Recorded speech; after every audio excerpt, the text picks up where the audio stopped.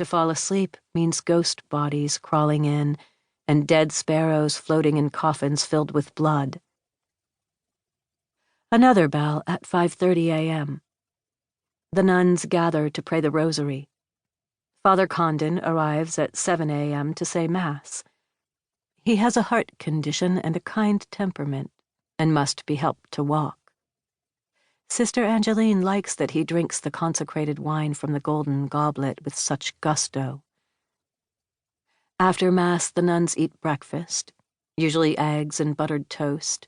Sometimes there's blueberry or strawberry jam, and freshly squeezed juice and coffee. The only sounds: chewing and drinking and the muffled throb and scream of traffic through the double-paned windows. Once the nuns clean up the kitchen, they pray for an hour in solitude.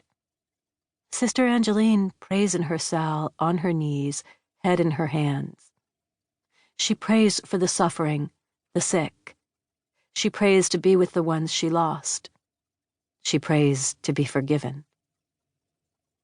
After prayer, she assists with the laundry and cooking, polishing, sweeping, sewing, and gardening in the tiny enclosed plot behind the convent.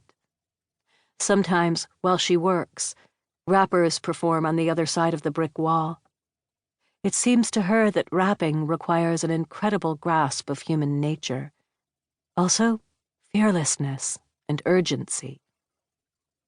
Today, a young man recites words rapidly. "These streets are shit. Why can't I speak? I ain't telling you how to survive. Ain't telling you, babe, when to cry, when to die. These streets are shit. Why can't I speak?"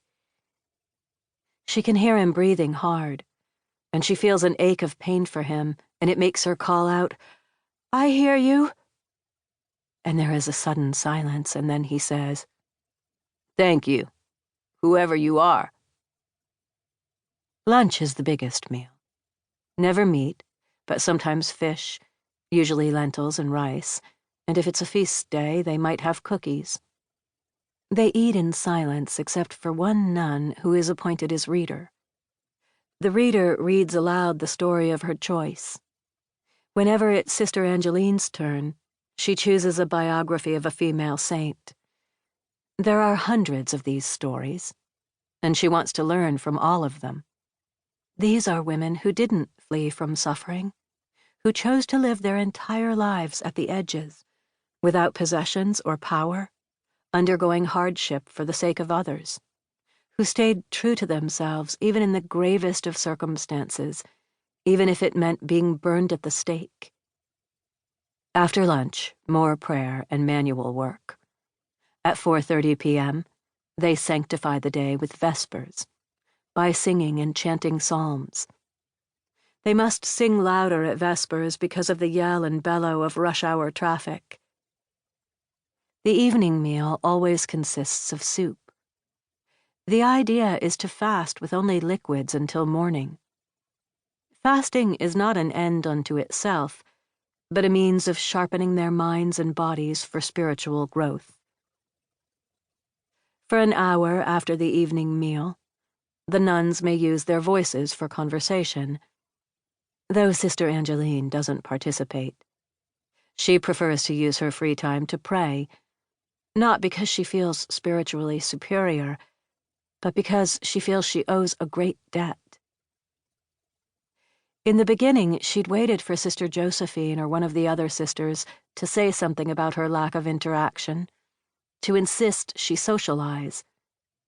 But no one ever said a word to her, though once Sister Leon whispered, "Ice Princess," as they passed in the hall, and Sister Angeline's throat tightened, and for a moment she was back in middle school where the bullies lived. She'd been harassed in school for her strange eye colors, one blue and one brown. Kids passed rumors, said she was a witch, said she cast spells, blamed her for everything from bad test scores to a teacher's suicide, pushed her up against walls, and once, an older girl, a girl she'd only seen in the hallways, held a lit cigarette to her neck in the bathroom and said, "I never want to see you using this bathroom again, or I'll burn you hard, Meg." After that, she only used the bathroom.